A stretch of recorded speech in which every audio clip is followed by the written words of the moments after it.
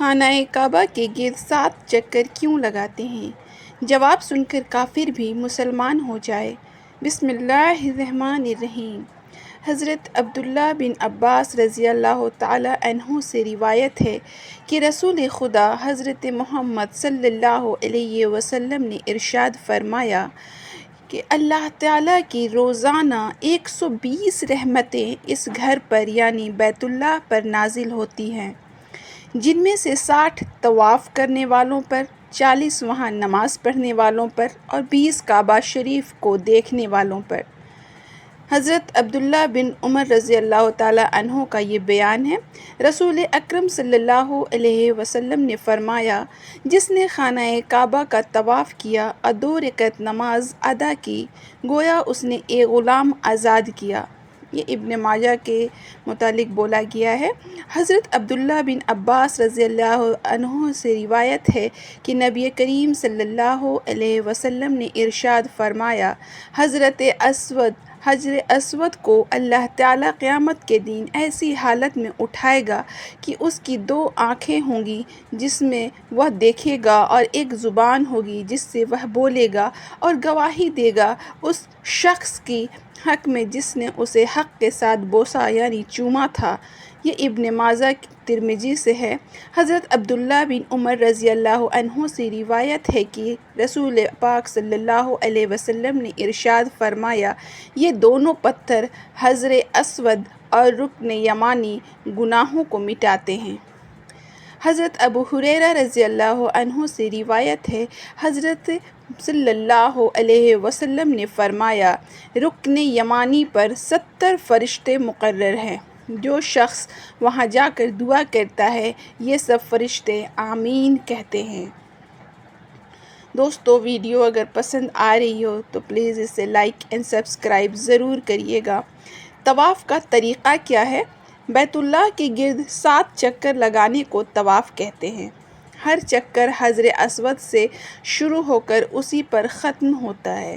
حجر اسود کا بوسہ لینا یا اس کی طرف ہاتھ سے اشارہ کرنا استلام کہلاتا ہے۔ طواف فرض ہو، واجب ہو یا نفل، ہر حال میں 7 چکر لگانے ہوتے ہیں، اور اس کے بعد 2 رکعت نماز طواف کی پڑھی جاتی ہے۔ اگر کعبہ کے قریب سے طواف کیا جائے تو قریب 30 منٹ لگتے ہیں، اور اگر بھیڑ زیادہ ہو تو دور سے طواف کرنے پر 1 سے 2 گھنٹے بھی لگ سکتے ہیں۔ طواف کی قسمیں ہیں۔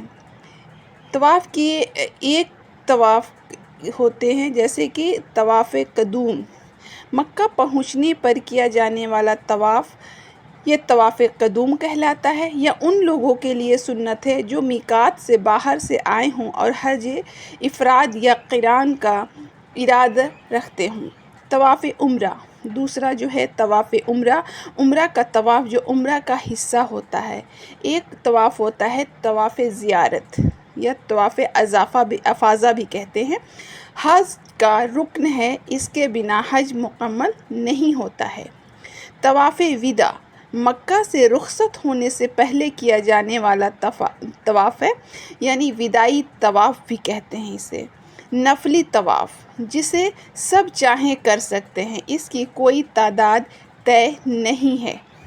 تو یہ 5 طرح کے طواف ہیں جنہیں کرنا ضروری ہوتا ہے۔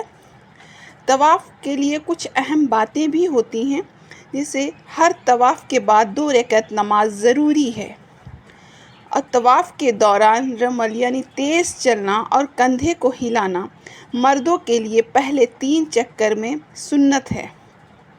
حضرت ابراہیم علیہ السلام کی جگہ مقام ابراہیم کے پیچھے طواف کی نماز پڑھنا بہتر ہے، لیکن بھیڑ کی حالت میں کہیں بھی مسجد کے اندر پڑھ سکتے ہیں۔ حتیم کعبہ کا حصہ ہے۔ طواف حتیم کے باہر سے ہی کیا جائے، اندر سے طواف کیا تو چکر پورا نہیں مانا جائے گا۔ طواف ہمیشہ باہر سے ہی کرنا ہوتا ہے۔ سعی ہوتا کیا ہے؟ سعی صفا اور مروہ کے درمیان 7 چکر ہے۔ سعی کی شروعات صفا پہاڑی سے ہوتی ہے اور آخری چکر مروہ پر ختم ہوتی ہے۔ یہ صفا و مروہ 2 پہاڑ ہیں۔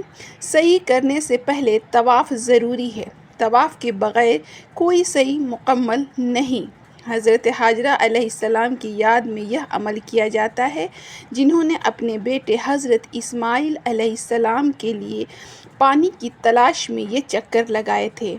مردوں کے لیے بیچ کی دوری ہری لائٹوں کے نیچے میں تیز چلنا سنت ہے، عورتوں کو ایسا کرنا ضروری نہیں ہوتا ہے۔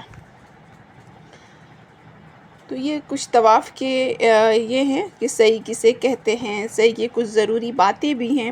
صحیح میں وضو ہونا ضروری نہیں، مگر ہے تو بہتر ہے۔ عورت حیض یعنی ماہواری کی حالت میں بھی صحیح کر سکتی ہیں، لیکن مسجد میں داخل نہیں ہو سکتی۔ ہر چکر پر صفا اور مروہ پر جا کر قبلہ رخ ہو کر دعا کرنا سنت ہے۔ صحیح میں بھی جیسے طواف میں کوئی مقرر دعا ضروری نہیں، جو دل سے نکلے وہی سب سے بہتر ہے۔ اس کے لیے کوئی دعا بنائی نہیں گئی ہے، جو آپ کے دل سے دعا نکلتی ہے وہی بہتر ہے۔ تو یہ دعا جو ہے، اللہ پاک ہم سب کو بہتر عمل کی توفیق عطا فرمائے اور ہمارا خاتمہ ایمان پر فرمائے، آمین ثم آمین۔ دوستو، اگر ویڈیو پسند آ رہی ہو تو پلیز لائک اینڈ کمنٹ کرنا ضرور کریے گا۔ ناظرین، کمنٹ باکس میں اللہ تعالیٰ کے 99 ناموں میں سے کوئی ایک نام ضرور ٹائپ کریں۔ شکریہ۔ اللہ